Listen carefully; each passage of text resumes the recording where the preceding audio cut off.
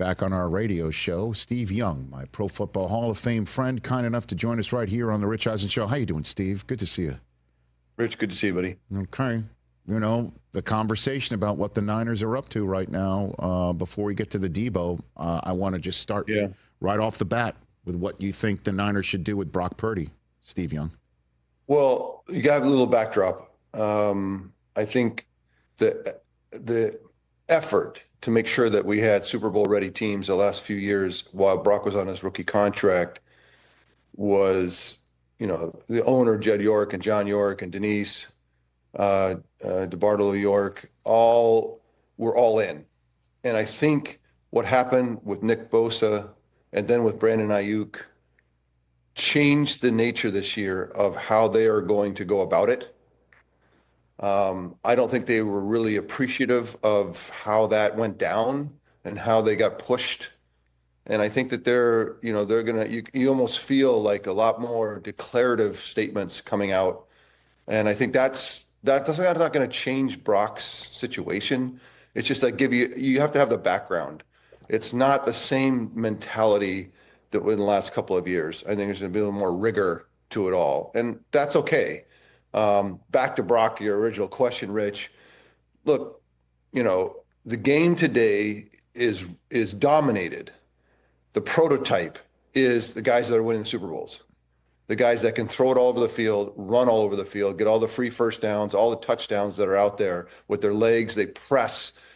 Even if they don't use their legs every play, they threaten every play. It is the NFL today. So if Brock is 80% of that, you know what I mean? Like, he can threaten, he can move around, he can do all the things you do, and he can process as well as anybody. So in that way, you know, quarterbacks are so hard to find that Brock has done enough for sure to go out and get, you know, and get paid and get it done. Now, back to my original point, I don't know that it's going to be smooth.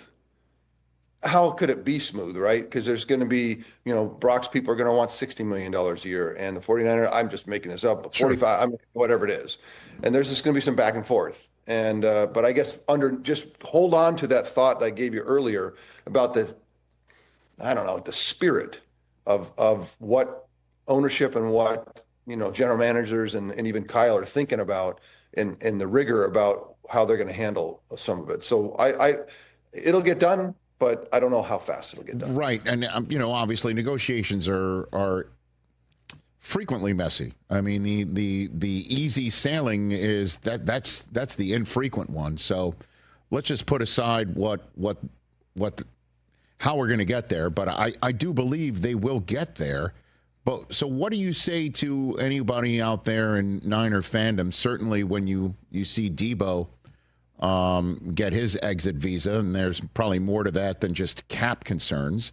But what do you say to Niner fans that'll be like, you know, it's more of a risk to go with Purdy than it would be to keep everyone together and find a new quarterback, say, on the free agency front, Steve? Yeah, we've seen that roulette too, right? And it's just so few guys that can command a huddle, can process. I mean, look, for some of the shortcomings, Brock is as elite as it comes in processing, which is so much of the job. And so in that elite nature, and then commanding the huddle and having the respect of your teammates, and can stand up at team meetings and people want to listen to him. I mean, that just doesn't show up. So in that way, that's all things to lean into and not worry about. Now, again, the game is changing. The prototypes are changing. They have changed. And I've said this, you know, all season long. The more they can threaten with Brock Purdy's physical and with his legs, every play, he needs to be a threat. Doesn't need to use it all the time, but needs to threaten like Jayden Daniels, like C.J. Stroud, like Patrick Mahomes, like Josh Allen, like those are the guys that are going to win Super Bowls. And so that's why he needs to have, and he and Kyle got to come together on how he's going to play his game. But you go back to how this gets done, it gets done. Like, it has to get done. There's not alternatives out there to now. I guess, Rich, you could kind of dream up scenarios where it gets crossways and they go after Sam Darnold.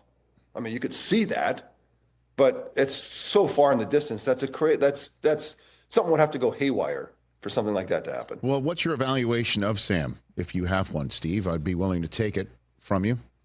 Yeah, I appreciate that, Rich. I think Sam, it proved the point that in the NFL, there are now, I mean, it's amazing to me. The Bears now have an innovative offensive mind. The Jets have an innovative offensive mind that have the Jaguars, like these teams that like been so terrible for quarterbacks for so long, like the whole league's catching on now to that it is the quarterback. And it is training and innovative mindsets that are going to get it done, and making the whole organization about making the quarterback's job easier. Mm-hmm. And so in that way, Sam has, found a place in Minnesota with a guy that really understands the game today, innovative mind that's calling plays and great talent around him. And I think that's Sam Darnold.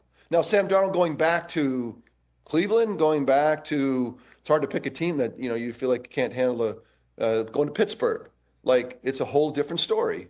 And we've seen Sam Darnold in Carolina. We've seen him at the Jets where they don't understand quarterbacks, at least back then. So look, he's completely capable of repeating what he did this last year and getting better. I guess that's the simple answer.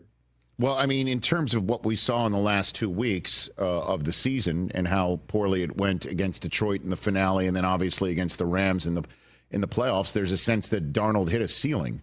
But he hit a ceiling his first. It was a first playoff run, and it was a magical season. Mm-hmm. And every game in the season, Rich, you get tested, and he kept answering those tests. So those aren't false tests. Those aren't false positives. Those are all positives. But getting in the playoffs and not hitting the moment, okay, there's not what's the ceiling? Like, you saw him during the season. If he plays like that, he can take you to Super Bowl. It's not like he can't do it, but you got to do it to prove it. And so anyone who says, well, I've seen Sam Darnold and he can't get there is wrong. Steve Young here on the Rich Eisen Show. For me, I'm just thrilled to see Stafford and the Rams stay together. It just seemed to be the smart move, right? Like that. And I loved how they handled it. I loved how Sean handled it. How they did it in a really, because you could see that it was, you could get really offended. You've seen teams screw this up, and they were very open about it. Matthew was open. It was how you should handle complex situations, and so smoothly. It says a lot about the management of the Rams and the coaching of the Rams, and it says a lot about Matthew as a kind of a guy that's been around a long time, knows that I don't want to end up in a place that can't, thrive with, for the quarterback. I don't want to end up in a place that, in my career, just kind of bouncing around, like, no way. So I thought it was handled really well, and it does seem like the marriage that makes a lot